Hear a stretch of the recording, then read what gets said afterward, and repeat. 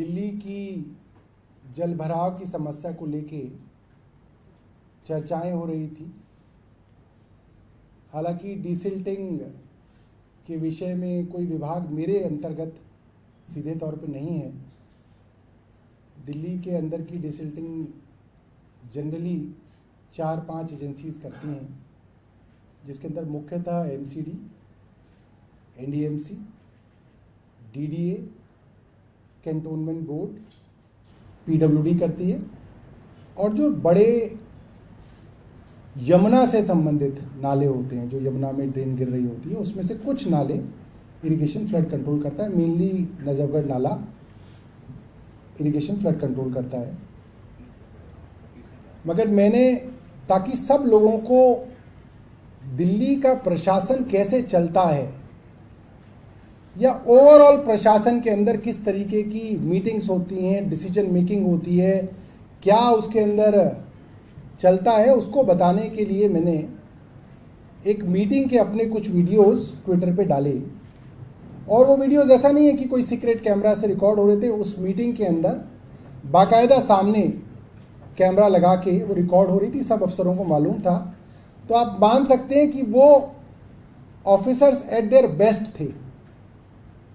जो बिना कैमरे की मीटिंग होती है उसमें क्या होता है वो तो मैं कभी किसी और दिन बताऊंगा। वो था जब कैमरा लगा होने के बाद जो अफसरों का बर्ताव था वो उसमें था।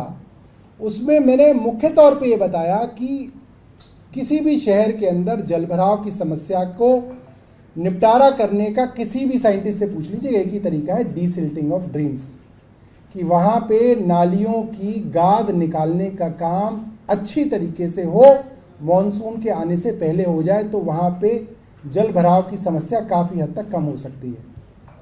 और उस मीटिंग के अंदर मेरे कुछ यही सवाल थे कि जब डीसिल्टिंग होती है सामान्यतः, क्योंकि मैं भी एक विधायक हूँ, अपने एरिया के अंदर घूमता हूँ, घर से सेक्रेटेरिएट तक, सेक्रेटेरिएट से कहीं और पूरे दिन आना जाना होता है। जब डीसिल्टिंग का समय होता है तो सड़क के किनारे ढेरियां दिखती हैं कि गाद निकाल के काले काले रंग की ढेरियां जो है लगी हुई होती हैं, जिसको डिपार्टमेंट जो है सूखने के लिए छोड़ देते हैं। और विधायक ये बात जानते हैं कि नागरिकों के फ़ोन आने लग जाते हैं, आरडब्ल्यूएस के फ़ोन आ जाते हैं, सर 3 दिन से सिल्ट निकाल के रखी हुई है, उसको उठवा दो, सिल्ट रखी हुई है वो दोबारा बारिश आ जाएगी, बह के नाले में दोबारा चले जाएगी, उसको उठवा दो। तो मुझे बात मालूम थी कि इस तरीके के फ़ोन कॉल्स नहीं आए हैं और इस तरीके की ढेरियाँ भी मुझे सड़कों पे नहीं दिखी हैं। यानी कि डीसिल्टिंग इस बार शहर में उस तरीके से नहीं हुई जितनी होनी चाहिए। तो मैंने उस मीटिंग के अंदर सवाल पूछे थे और उन सवालों का कंटेक्स्ट क्या था वो कई लोग ट्विटर पे पूछ रहे हैं। कई लोग भारतीय जनता पार्टी के, मैंने कुछ नेताओं को देखा, वो कह रहे हैं कि साहब आप 28 जून को मीटिंग कर रहे हैं, ये मीटिंग तो पहले होनी चाहिए थी, 28 जून को कोई ना प्लानिंग होगी। तो मैं उन सब लोगों के लिए और आप सब लोगों के लिए बताना चाहता हूं कि ये प्रयास कब से शुरू हुआ। डीसिल्टिंग को लेके मैंने सभी विभागों की मीटिंग पहली बार बुलाने के लिए 6 फरवरी को, सर्दियों में उसका नोटिस निकाला था। 6 फरवरी को मैंने नोटिस निकाला to discuss comprehensive strategy for scientific drain management to avoid water logging in Delhi. और इसके अंदर मैंने बुलाया मुख्य सचिव को Naresh Kumar, vice chairman DDA को, कमिश्नर एमसीडी को, सीईओ जल बोर्ड को, प्रिंसिपल सेक्रेटरी पीडब्ल्यूडी को, principal secretary irrigation flood control जो आशीष कुंद्रा हैं, जो आज की तारीख में एलजी के प्रिंसिपल सेक्रेटरी हैं, मैनेजिंग डायरेक्टर दिल्ली मेट्रो वगैरह वगैरह। और ये मीटिंग 13 तारीख को की कि सभी विभागों की एक कॉम्प्रिहेंसिव स्ट्रैटेजी होनी चाहिए वाटर लॉगिंग को लेके, वरना जनरली ये दोष लगता है, ये एमसीडी की ड्रेन है, ये पीडब्ल्यूडी की ड्रेन है, यहाँ डीडीए का इलाका आ गया, ये एनडीएमसी का इलाका आ गया। आपको जान के हैरानी होगी, इस मीटिंग के अंदर इतने सारे आईएएस अधिकारियों को बुलाया गया, including mister Naresh Kumar, not even 1 IAS officer turned up. इनमें से कोई भी आईएएस अधिकारी इस मीटिंग में नहीं आया। ये सीरियसनेस है इन अधिकारियों की वाटर लॉगिंग को लेके, डीसिल्टिंग को लेके। एक भी आईएएस अधिकारी नहीं था। 13 फरवरी को जो मीटिंग हुई उसके मिनट्स में आपको दिखाता हूं। 6 फरवरी को नोटिस जारी हुआ, ये मिनट्स निकाले और इसके अंदर आखिरी लाइन मैंने लिखी, since various departments were not represented by their respective secretaries in the meeting, the chairman expressed his displeasure for the same. यानी कि चेयरमैन यानी कि मैंने डिस्प्लेजर दिखाया कि कोई भी सेक्रेटरी डिपार्टमेंट का इस मीटिंग के अंदर शामिल नहीं हुआ और ये मीटिंग के मिनट्स हमने रिलीज किए और इसके अंदर जो अटेंडेंस शीट है ये मेरे पास है। कई बार कह रहे हैं कि जी अब पार्लियामेंट्री कमेटी जांच करेगी, पार्लियामेंट जांच करेगी, एलजी साहब खुद जांच करेंगे, जो भी जांच करे, मैं ये कहना चाहता हूँ मेरे पास कोई विभाग नहीं है इससे संबंधित, मगर मैं ये सारे कागज जो है उस जांच में देना चाहता हूँ। अगर सुप्रीम कोर्ट भी जांच करे, माननीय मुझे पता चला है, तो मैं उसके अंदर ये अटेंडेंस शीट देना चाहता हूँ। इसके अंदर सब एग्जीक्यूटिव इंजीनियर लेवल के अफसर थे। दिल्ली की ड्रेन मैनेजमेंट और वाटर लॉगिंग की स्ट्रैटेजी के लिए एग्जीक्यूटिव इंजीनियर लेवल का अधिकारी क्या निर्णय ले सकता है, मैं आपसे जानना चाहता हूं। एक एग्जीक्यूटिव इंजीनियर क्या कर सकता है? Yes sir, yes sir, yes sir, yes sir. उसके पास ना कोई इनपुट है, ना उसके पास कोई डिसीजन मेकिंग की कैपेसिटी है, इसलिए वो मीटिंग अपने आप में बेकार है। और मुख्य सचिव खुद उस मीटिंग से नाराज थे। खैर ये मीटिंग हुई, इसके हमने मिनट्स निकाले, जो भी हमें ठीक लगा उसके फैसले किए, हमने उसके मिनट्स निकाले। इसके बाद 23 फरवरी को मैंने नोट लिखा मुख्य सचिव को। 23 फरवरी को, देखिए सर्दियों का समय है, अभी कोई बरसात का समय नहीं है, हमारी तैयारी तब से चल रही है। 23 तारीख को मैंने नोट लिखा, इन जुलाई 2023 Delhi had faced unprecedented flooding in the areas adjacent to river Yamuna, putting the capital city standstill for the number of days. The government of Delhi had to displace thousands of people who were affected, वगैरह वगैरह। मैंने बहुत सारी चीज़ लिखी। फिर मैंने लिखा कि 13 फरवरी को मैंने मीटिंग बुलाई, उसके अंदर कोई भी डिपार्टमेंटल हेड और सेक्रेटरी नहीं थे, सारे डिपार्टमेंट्स एग्जीक्यूटिव लेवल के अधिकारियों के द्वारा रिप्रेजेंट किए गए थे। इस तरीके की मीटिंग का कोई फायदा नहीं है क्योंकि एग्जीक्यूटिव इंजीनियर इसके अंदर कोई डिसीजन नहीं ले सकता। और मैंने उसके बाद लिखा मुख्य सचिव को, इसीलिए आपको कहा गया है कि आप इन सभी एचओडीज के खिलाफ कार्रवाई करने के लिए इनको शो कॉज नोटिस दीजिए। ये मैंने इनको 23 फरवरी को लिखा है। इसके बाद मैंने नरेश कुमार चीफ सेक्रेटरी से कई बार पूछा कि इसके अंदर आपने इन अधिकारियों पे कोई कार्रवाई की हो तो बताएं। उन्होंने कोई कार्रवाई नहीं की, कोई कार्रवाई मुख्य सचिव ने नहीं की, क्योंकि वो क्या कार्रवाई करेंगे, वो खुद ही नहीं आए उस मीटिंग में। जो डीसिल्टिंग के बारे में बड़ी बड़ी बातें कर रहे हैं, उनके अधिकारी इस मीटिंग में ही नहीं आए और कोई कार्रवाई नहीं की नहीं आने पे। इसके बाद मैं आपको बताता हूँ। इसके बाद आपको मालूम ही है दिल्ली के अंदर आचार संहिता लगी थी। आचार संहिता की वजह से कई चीज़ों के ऊपर रोक रहती है। फिर भी 20 मई को मैंने मुख्य सचिव को दोबारा एक पत्र लिखा। हालांकि पहले चीज पर उन्होंने कोई कार्रवाई नहीं की थी। 20 मई को मैंने उनको पत्र लिखा कि डीसिल्टिंग बहुत जरूरी है मॉनसून से पहले, इसलिए इन सब डिपार्टमेंट्स को डीसिल्टिंग के विषय में टाइमलाइन, टारगेटेड डेट्स देनी चाहिए और करंट स्टेटस बताना चाहिए। यानी कि 6 विभागों का नाम लिखा मैंने, irrigation flood control, PWD, MCD, NDMC, DDA, Delhi cantonment board. ये ज़्यादातर डिपार्टमेंट्स मेरे अधीन नहीं आते हैं, मगर just as a UD minister मैंने सोचा कि इसके अंदर कुछ किया जाए प्रोएक्टिवली। और मुख्य सचिव को लिखा कि ये सारे विभाग जो डीसिल्टिंग करेंगे इनकी टाइमलाइंस मुझे दो, टारगेटेड डेट्स दो, आज की तारीख में क्या स्टेटस है डीसिल्टिंग का वो मुझे दो। ये पत्र मैंने उनको 20 मई को लिखा। इसका कोई जवाब मुख्य सचिव द्वारा नहीं आया, ये ऑन रिकॉर्ड है। इसके बाद मैंने 15 दिन इंतजार किया। जब 15 दिन तक उनका कोई जवाब नहीं आया, देखिए बेशर्मी देखिए और हिम्मत देखिए कि मंत्री उनसे डिपार्टमेंट्स की डीसिल्टिंग का स्टेटस पूछ रहा है और वो जवाब नहीं दे रहा, और लिखित में पूछा जा रहा है तो भी जवाब नहीं आ रहा। 15 दिन बाद मैंने उनको दोबारा पत्र लिखा कि भाई मैंने आपसे 15 दिन पहले कहा था कि आप 7 दिन के अंदर इनका स्टेटस दीजिए, आपने इनका स्टेटस नहीं भिजवाया। मैं आपको दोबारा बता रहा हूं कि आप इन सब डिपार्टमेंट्स द्वारा कहां कहां कितनी डिसिल्टिंग हो गई है और क्या टारगेट है, कब तक कंप्लीट करेंगे, इसकी जानकारी दीजिए। उनकी तरफ से जानकारी नहीं दी गई। मैंने लास्ट में लिखा, you being the head of bureaucracy of Delhi should be proactive in such important matters. It's been 15 days since I asked you the status report, but you neither have submitted the status report nor you have sent any response to my note.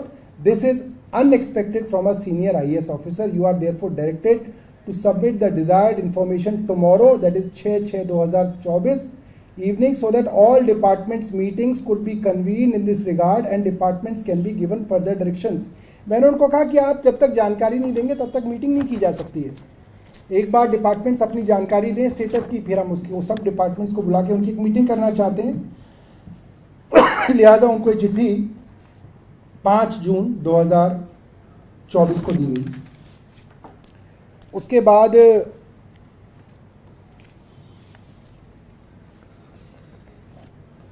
5 जून को ही शाम को मुख्य सचिव नरेश कुमार का ये मेरे पास एक भद्दा, बेहद घटिया, बेहद वाहियात पत्र मिला। जो पत्र अगर कोई मुख्य सचिव किसी और मंत्री को लिख दे किसी और राज्य में तो उसको तुरंत सस्पेंड कर दिया जाए।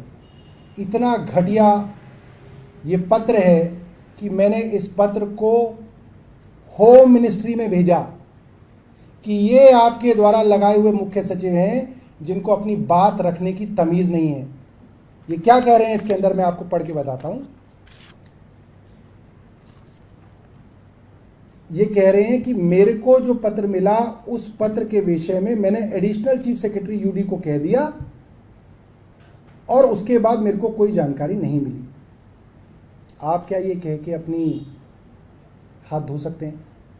आप मुख्य सचिव हैं, आपको यूडी मिनिस्टर बार बार चिट्ठी लिख रहे हैं और आपने जवाब क्यों नहीं दिया? आपको बताना चाहिए कि आप क्या कर रहे हैं, उसके ऊपर फॉलोअप होना चाहिए। सरकार ऐसे कोई ना चलती है। इसके बाद क्या लिखते हैं मुख्य सचिव, आप सुनिएगा। At the onset it is informed that the matter of water logging along with other issues in the NCT of Delhi is under active consideration of Honorable High Court of Delhi. After hearing the undersigned at length on several dates of hearings as well as after pursuing the presentation given before the Honorable High Court on 26 February 2024 and 15 March 2024 inter alia on the measures being taken by the concerned authorities to prevent waterlogging in NCT of Delhi, Honorable High Court wide order so and so had issued several directions. कहने का मतलब ये है, मुख्य सचिव मुझे अंग्रेजी में ये समझा रहे हैं कि क्योंकि ऑनरेबल हाई कोर्ट मॉनसून की तैयारियों को देख रहा है और हमने ऑनरेबल हाई कोर्ट की हियरिंग 2 बार अटेंड कर ली है और ऑनरेबल हाई कोर्ट को हमने प्रेजेंटेशन दे दी है, तो हम जो है वो गंगा नहा गए, हम किसी की जवाबदेही नहीं है हमारी। तो मैं ऑनरेबल हाई कोर्ट को कहूंगा इनके ऊपर तो कंटेम्प्ट प्रोसीडिंग होनी चाहिए। इन्होंने तो हाई कोर्ट तक को धोखा दिया। दिल्ली के अंदर मॉनसून की वाटर लॉगिंग का क्या हाल है इसके लिए मुझे बताने की जरूरत नहीं है।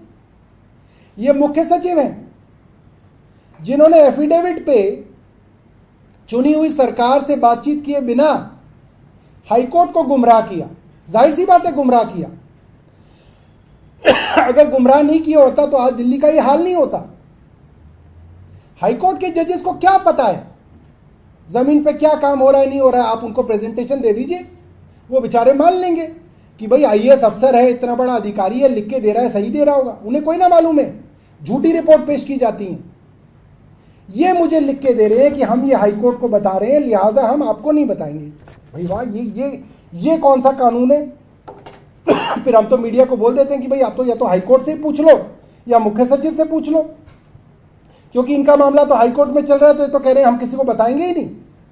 ये लिखित में है मुख्य सचिव द्वारा, नरेश कुमार द्वारा, जिसको 2 बार एक्सटेंशन दे चुकी है केंद्र सरकार, क्योंकि उनको इससे अच्छा अफसर नहीं मिल रहा दिल्ली के लिए। 2 बार एक्सटेंशन दे दी है। सीनियर मोस्ट अफसर बैठे हुए लाइन लगा के कि हम भी मुख्य सचिव बनेंगे, मगर केंद्र सरकार कह रही है नहीं, हमें नरेश कुमार ही चाहिए। क्यों चाहिए वो आपको इसलिए पता चल रहा है, इसलिए चाहिए नरेश कुमार क्योंकि वो दिल्ली को बर्बाद करने का पूरा काम कर रहे हैं। इसके बाद क्या लिखते हैं वो, आगे सुनिए क्या लिखते हैं वो एक मंत्री को लिख रहे हैं, waking up at the last moments would not be sufficient to take appropriate actions to avoid waterlogging in the city, as the issues were lying unattended for considerably long periods. ये आदमी मई में मंत्री को ये बता रहा है, उस मंत्री को जो फरवरी में मीटिंग ले चुका है, जिस मीटिंग में ये आए नहीं, जिस मीटिंग में ना आने के लिए इनको मैंने लिखा कि आप भी नहीं आए और आपके अधिकारी नहीं आए, आप कार्रवाई कीजिए, ये आदमी इसको लिख रहा है। तो मैंने इनका जवाब एमएचए को भेजा और इनको भी भेजा। मैंने इनसे पूछा कि आप नाम नहीं लिख रहे, आप किसका जिक्र कर रहे हैं इसके बारे में, आप किसके विषय में बात कर रहे हैं यहाँ पे। 14/6 को ministry of home affairs Amit Shah साहब के कार्यालय को मैंने पत्र लिखा और मैंने बताया कि आपके चीफ सेक्रेटरी डीसिल्टिंग के विषय में बार बार पूछे जाने पर भी रिपोर्ट नहीं दे रहे हैं, कह रहे हैं कि मामला हाई कोर्ट के अधीन है, इसलिए हम मंत्रियों को सूचना नहीं देंगे। और यहां तक बहानेबाजी शुरू कर दी मुख्य सचिव ने कि वो ये कह रहे हैं कि क्योंकि मॉडल कोड ऑफ कंडक्ट चल रहा है इसलिए मंत्री उनसे कोई जानकारी नहीं मांग सकता। आप सोचिए, बेशर्मी देखिए, ये मुख्य सचिव ने लिखित में दिया है, ये मुख्य सचिव ने लिखित में दिया है कि मॉडल कोड ऑफ कंडक्ट चल रहा है इसलिए अब उनसे जानकारी नहीं मांगी जा सकती। तो भाई फिर तो तुम्हारे मजे ही हो गए, मंत्री तुमसे पूछ नहीं सकता, हाई कोर्ट को पता नहीं है, किसी को तुम बताओगे नहीं, डीसिल्टिंग कागजों पे चल रही है, करोड़ों की ठेकेदारों को पेमेंट हो रही है, पूछोगे तो जवाब नहीं देना, तो फिर पैसे कमाओ और मजे करो। ये हो रहा है दिल्ली के अंदर। ये मुख्य सचिव के विषय में मैंने मुख्य सचिव से ही पूछा कि आप ये किसके विषय में बता रहे हैं कि लेट से जागने से कुछ नहीं होगा, क्योंकि मैं तो फरवरी से मीटिंग कर रहा हूँ इस विषय में, और आप इसका स्पष्टीकरण दीजिए कि आप किसके विषय में बात कर रहे हैं। मैंने लिखा उनको, in paragraph 5 in the said note from the chief secretary in the last sentence which I have underlined and marked as A, the chief secretary is directed to inform that who is he referring to in this sentence. जब मैंने ये पूछा मुख्य सचिव से तो उनकी हिम्मत नहीं हुई इसके जवाब देने के लिए, तब से उनका जवाब नहीं आया इसके बारे में। ये 14 जून को मैंने उनको पूछा कि आप किसके विषय में बात कर रहे हैं। सिर्फ बदतमीजी भरे पत्र लिखना, अपना काम ना करना, भ्रष्टाचार को बढ़ावा देना, भ्रष्ट अफसरों को पनाह देना और बार बार कहने पे भी जांच ना करना, सिर्फ ये हो रहा है। उसके बाद और भी सुनिए, अभी कहानी खत्म नहीं हुई।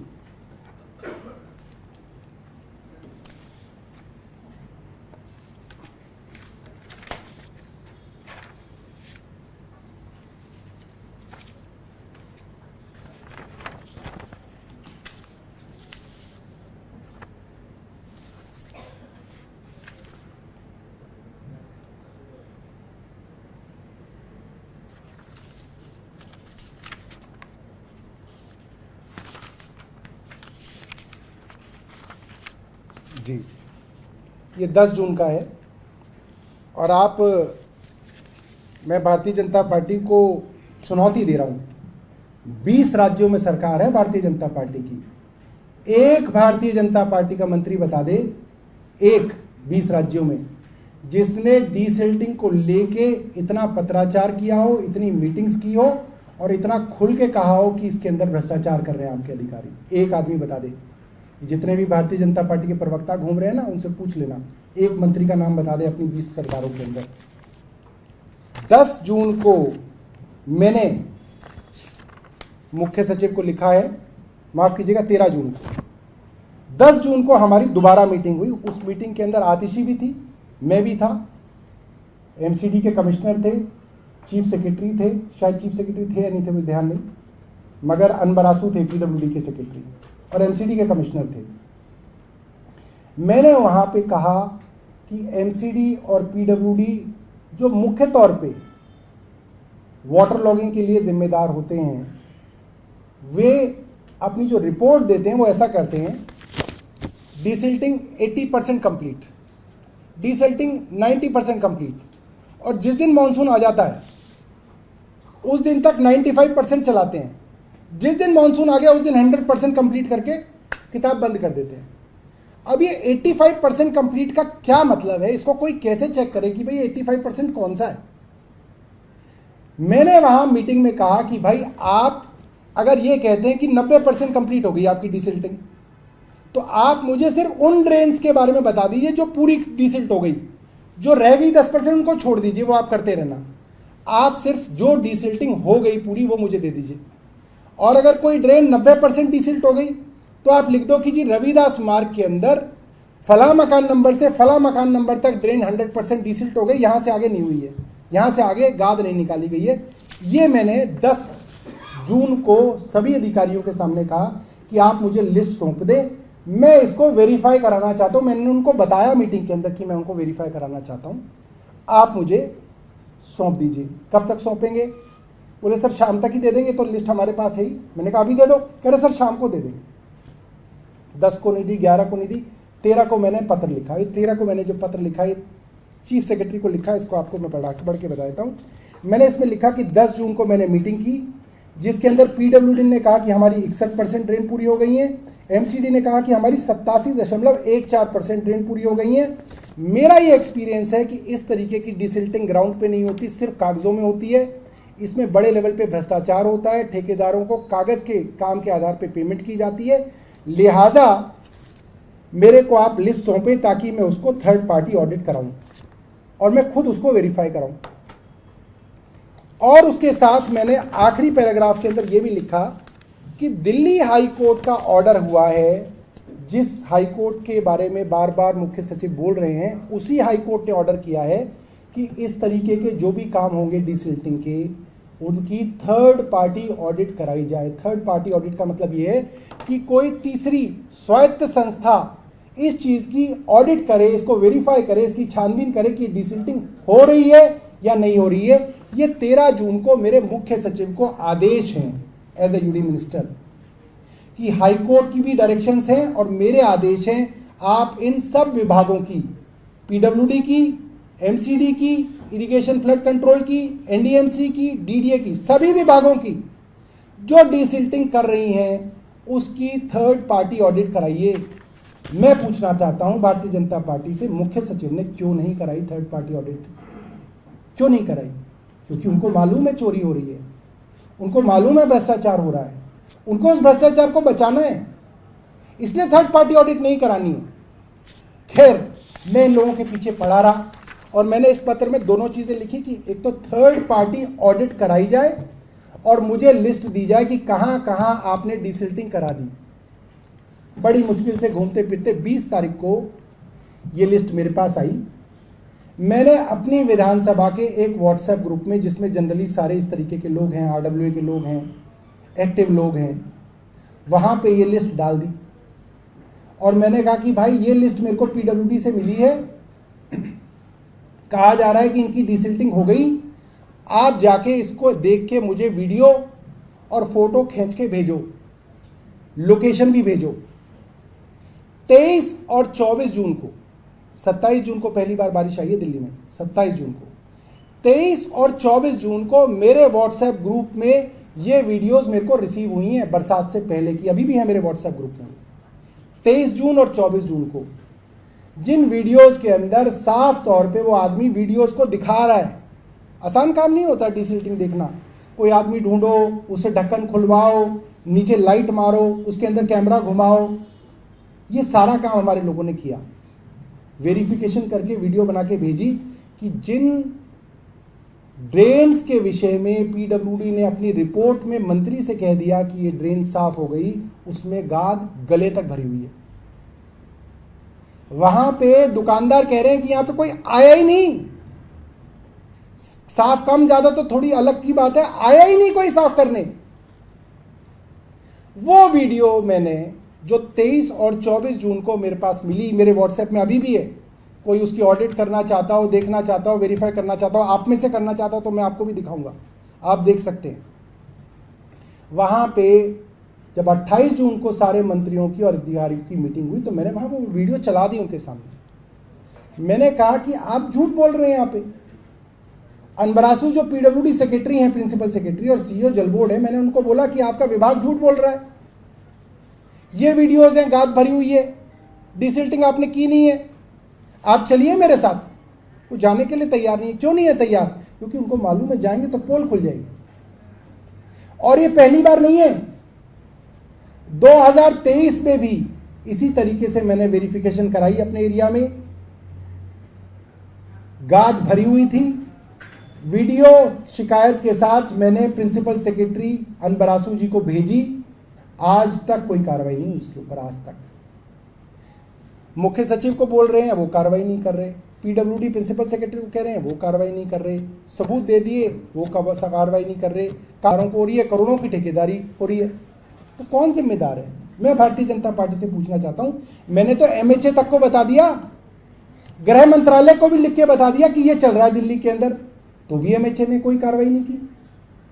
तो भी एमएचए ने जो है इसी मुख्य सचिव को दोबारा से 3 महीने का एक्सटेंशन दे दिया। तो सब मिले हुए हैं। ये तो सब जो है इन बच्चों की हत्या के दोषी हैं, ये सब हत्यारे हैं और इनकी जांच होनी चाहिए। जो लोग दोषी पाए जाएं, मैं तो कहता हूं जो दोषी पाए जाएं, आप जांच तो कराइए, इसकी जांच तो कराइए कि डिसिल्टिंग क्यों नहीं हुई, इसका पैसा कहां जाता है, अधिकारी ने क्यों इसके ऊपर कार्रवाई नहीं की। ये आज की प्रेस वार्ता थी। ये जितने भी मैंने आपको कागज दिए हैं, ये मैं आपको स्कैन करके जो है ये व्हाट्सएप के ग्रुप पे, आपके व्हाट्सएप पे भेज दूंगा।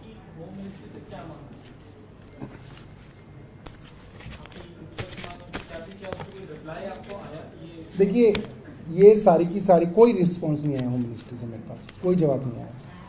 13 जून को पत्र लिखा है उनको मैंने, 13 या 14 जून को, 14 जून को उनको पत्र लिखा, कोई जवाब नहीं आया उनकी तरफ से। मैंने उनको ये कहा था कि मुख्य सचिव के खिलाफ कार्रवाई कीजिए। आपके मुख्य सचिव झूठ बोल रहे हैं, गलत बयानबाजी कर रहे हैं, भद्दे पत्र लिख रहे हैं, डिसिल्टिंग की रिपोर्ट नहीं दे रहे हैं, बातों को छिपा रहे हैं। एक लेटर एलजी की तरफ से भी अभी पुराना निकाला गया है और कहा गया है कि अप्रैल में हमने बुलाया था मीटिंग के लिए, किसी भी आपका और दूसरे मंत्रियों का नाम है, लेकिन आप लोग नहीं गए। एलजी का क्या लेने देना है इसमें? एलजी को मुख्यमंत्री बनने का शौक चढ़ गया था उस समय। हमारे मुख्यमंत्री गिरफ्तार हुए तो एलजी साहब को लगा कि मैं मुख्यमंत्री बन जाऊं और मैं मंत्रियों की मीटिंग बुलाने लगूं। किस कैपेसिटी के अंदर मुख्यमंत्री के अलावा कोई और कैबिनेट की मीटिंग बुला सकता है? क्या एलजी कैबिनेट की मीटिंग बुला सकते हैं? वो दिखाएं मुझे कौन से रूल के अंदर बुला सकते हैं। जो अफसरों ने काम नहीं किया उसकी कार्रवाई के विषय में बताएं। और मुख्यमंत्री बनने का शौक है तो चुनाव लड़े। सर, इस घटना से पहले वहीं एक एस्पिरेंट थे किशोर, उन्होंने जो पोर्टल होता है निवास पोर्टल, उसमें केंद्र सरकार, दिल्ली सरकार और एमसीडी तीनों को इसी कोचिंग सेंटर के बेसमेंट के बारे में शिकायत की थी और उस पर एक्शन नहीं लिया। देखिए, मैं आपसे कोई गोलमोल बात नहीं कर रहा। जिस अधिकारी को उस शिकायत पे काम करना था, अगर उस अधिकारी ने उस पर काम नहीं किया, चाहे वो दिल्ली सरकार का हो, एमसीडी का हो, केंद्र सरकार का हो, आईटीओ के चौराहे पे फांसी पे लटका दो उसको, वो दोषी है, इनकी मौत का दोषी है, उसको लटका दो। I am with them. लटकाओ तो सही, करो तो सही, कुछ तो करो। उस मीटिंग में भी मैं अनबरासू से यही कह रहा हूं, यार तुम एक एक्सीएन के ऊपर कार्रवाई करो डिसिल्टिंग को लेके, अगले साल सब डिसिल्टिंग होगी। तुम कार्रवाई नहीं करना चाहते, तुम कुछ करना ही नहीं चाहते हो, कुछ तो करो। सर, क्या एमसीडी में भी आपको लगता है कि यही सिचुएशन है? क्योंकि मेयर ने कहाँ? प्रेस कॉन्फ्रेंस की थी एमसीडी में जी, मेयर ने प्रेस कॉन्फ्रेंस की थी कि नाले साफ हो गए हैं, मॉनसून को लोग एंजॉय करेंगे, लेकिन ये तो यही आ रहा है कि देखिए क्या है, वो जो रिपोर्ट है वो हर साल ऐसी ही बनती है कि वो शुरू हो जाता है मई से, 65% पूरे हो गए, 75% पूरा हो गया, 80 पूरा हो गया, 90 पूरा हो गया। वही आप लोग भी छाप जाते हैं, वही लोग कोई मंत्री को देते हैं तो मंत्री भी मान लेता है। जनरली मान ही लेते हैं मंत्री, कौन नहीं मानता। हमने सोचा कि इस बार इसकी वेरिफिकेशन करते हैं, थर्ड पार्टी ऑडिट करते हैं, तो इनकी पोल खुल गई। 2017 में भी हमने पिटीशन कमेटी की थी। पिटीशन कमेटी हमारी 100 नालों में गई थी 2017 में। दिल्ली विधानसभा की पिटीशन कमेटी 2017 में करीब 100 नालों में गई थी और वहाँ पे हमने पाया था कि वहाँ पे भी कमियाँ पाई गई थी। वहाँ की हमने रिपोर्ट दी थी, उस रिपोर्ट के खिलाफ जो अफसर हैं वो हाईकोर्ट चले गए थे। सर, आपने बताया कि ये जो नालों की डिसिल्टिंग के ज़्यादातर डिपार्टमेंट है वो डायरेक्टली आपके विभागों से उनका उतना लेना देना नहीं, यूडी केवल है। तो क्या पीडब्ल्यूडी मिनिस्टर जिनके पास जल बोर्ड भी है, उन्होंने भी इस मामले में कोई इनिशिएटिव लिया था? नहीं, वे भी मेरे साथ ही थी। देखिए, जब मैं जल बोर्ड के विषय में भी बात कर रहा हूँ और पीडब्ल्यूडी के विषय में बात कर रहा हूँ, वो सहमत हैं, वो साथ बैठी हुई हैं, उनकी तरफ से ऐसा नहीं है कि हमारा ऐसा नहीं है कि उनका डिपार्टमेंट है तो हम छेड़छाड़ नहीं कर सकते, हम उनके डिपार्टमेंट में भी पूछताछ करते रहते हैं, ऐसा नहीं। 28 जून के बाद क्या डिसेंडिंग को लेकर कोई रिपोर्ट सबमिट हुई थी सरकार के पास? 28 जून की मीटिंग के बाद जब आपने वीडियो दिखाया था जो ये कल वीडियो आया था उसके देखिए उसके बाद ना डिसिल्टिंग का कोई मतलब नहीं बच जाता, उसकी कोई डिसिल्टिंग की रिपोर्ट की कोई वैलिडिटी नहीं है। मैं आपको बताता हूँ, देखिए क्या है, एक बार बरसात हो गई तो कोई भी अधिकारी कुछ भी कह सकता है, वो कहता है कि मैंने तो बिल्कुल साफ कर दी थी, ये बह के आ गई। इसीलिए उसकी ऑडिट, अगर आज मुख्य सचिव कहे मैं आज ऑडिट कराता हूं, उसकी कोई वैल्यू ही नहीं है। वो ऑडिट 13 जून जब मैंने बोला, या उससे पहले जब मैंने बोला, वो 27 जून से पहले होनी थी वो ऑडिट, ताकि वो नाले देख सकते थे। अब तो आप जिस अफसर के पास जाओगे वो कहेगा मैंने साफ कर दी थी, ये बरसात में बह के आ गई गाद, नई गाद आ गई। ये समस्या है। जब से मॉनसून स्टार्ट हुआ है कई जगह से रिपोर्ट आ चुकी है, कंप्लेंट आ चुकी है वाटर लॉगिंग की। यूटी डिपार्टमेंट, पीडब्ल्यूडी, जल बोर्ड उन सबके लिए क्या कर रहा है? क्या कुछ बह के दोबारा आ गई से अलग बात है, कुछ स्टेप्स लिए जाए ताकि रिपीट नहीं। देखिए ये तो जो 28 जून की मीटिंग हुई उसके अंदर कुछ फैसले हुए। ये फैसले हुए कि एक तो पीडब्ल्यूडी जो है उसका एक 24/7 एक कॉल सेंटर बनाएगा, कमांड सेंटर बनाएगा। एक नंबर हमने दिया कि कोई भी वाटर लॉगिंग की कंप्लेंट हो तो वहाँ पे दी जाए, और ये भी कहा गया कि 24/7 वहाँ पे 3 शिफ्ट में ये सारे के सारे विभागों का कोई ना कोई नोडल ऑफिसर बैठे, ताकि जिस विभाग से संबंधित वाटर लॉगिंग की कंप्लेंट आए तो वो वहाँ जाए। मगर ये सारी जो चीज़ें हैं ना, ये सारी चीज़ें हैं जैसे कि पानी भर गया आप पंप से निकाल रहे हो, ये बहुत ही अनसस्टेनेबल सॉल्यूशन है। आप पंप से कितना पानी निकाल दो और कहाँ तक निकाल दोगे? जब आगे भी गाद भरी है नाले में तो घूम के फिर वापस आ जानी है। जो इतनी ज़्यादा वाटर लॉगिंग की शिकायत इस बार देखने में आ रही है, पिछली बार से ज़्यादा वल्नरेबल पॉइंट्स दिख रहे हैं, उसका कारण ये है कि डिसिल्टिंग नहीं हुई है। मेरा ये मानना है कि बड़े पैमाने में इन लोगों ने इसके अंदर मिलीभगत करके एक षड्यंत्र किया कि दिल्ली के अंदर इस बार एक सबोटाज किया जाए, इस बार सरकार को बदनाम करने के लिए डिसिल्टिंग ना की जाए। जल बोर्ड में भी यही किया गया।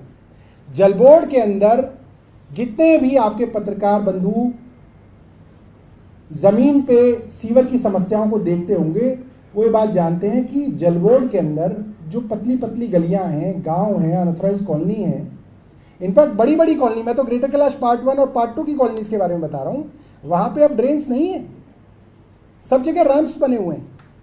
ड्रेन्स खत्म हो गई, 20-20, 30-30 सालों से खत्म है ड्रेन्स। वहां पे जितना भी पानी बहता है वो या तो सड़क के ढलाव से बह जाता है या वो सीवर के रास्ते उसकी निकासी होती है। और इस बार पिछले कई महीनों से जल बोर्ड ने 2 षड्यंत्र किए। एक, जितनी भी मैनुअल लेबर जल बोर्ड के अंदर हुआ करती थी, जो कि सालों से होती थी, हर विधानसभा में कहीं 20, कहीं 25, कहीं 15 मैनुअल लेबर होती थी कि कहीं पे सीवर की दिक्कत हो, पानी की दिक्कत हो तो वो मैनुअली उसको करती थी, खपच्ची वपच्ची मार के सीवर खोला जाता था।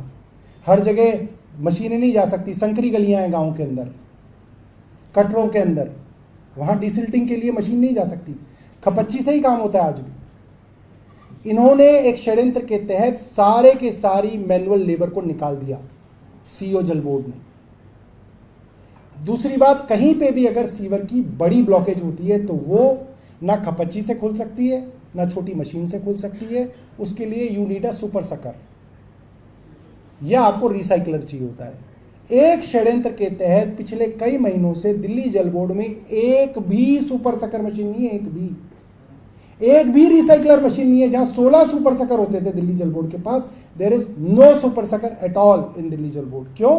क्योंकि it was a conspiracy sabotage Delhi कि जब मॉनसून आएगा, हाहाकार मचेगा तो सीवर बंद हो जाएंगे, तो खुलेंगे नहीं 15-15 दिन तक, खुल ही नहीं सकते, कोई तरीका ही नहीं है।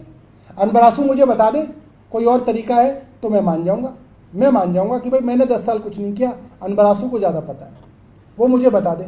मेरे अपने गांव के अंदर सीवर भरा हुआ, अपने गांव के अंदर, अपने गांव के जहाँ मेरा घर है ना, मेरे घर के सामने भरा हुआ है सीवर, और वो सुपर सकर के अलावा नहीं खुलता। जगह जगह समस्या है वाली, जानबूझ के षड्यंत्र। इसलिए वो डिस्कशन भी हुआ है उस मीटिंग में, 28 तारीख वाली मीटिंग में, कि भाई सुपर सकर मशीनें क्यों नहीं है, मैनुअल लेबर क्यों हटा दी गई।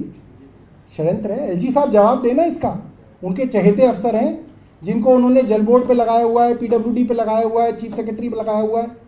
ऐसा क्या काम कर रहे हैं वो कि उनको इतने बड़े बड़े पदों पे जो है आसीन कर रखा है? ये काम कर रहे हैं वो, दिल्ली को बर्बाद करने का काम कर रहे हैं। सर शनिवार को जब इंसिडेंट हुआ था उसी समय रात को आरसीबी ने एक पत्र लिखा था और इंक्वायरी ऑर्डर की थी और 24 घंटे में रिपोर्ट मांगी थी चीफ सेक्रेटरी से। तो एक तो क्या कोई रिपोर्ट उनकी तरफ से आई है, और दूसरा ये कि आज एलजी भी वहाँ गए थे। एलजी गए थे, मैंने सुना कि एलजी के खिलाफ नारेबाजी हुई वहाँ पे काफ़ी। तो एलजी साहब को इन सब चीज़ों से बचना चाहिए। ये कोई अच्छी बात कोई ना कि एलजी साहब वहाँ गए, हालांकि हमें पसंद नहीं करते वो, बट है तो हमारे भी एलजी।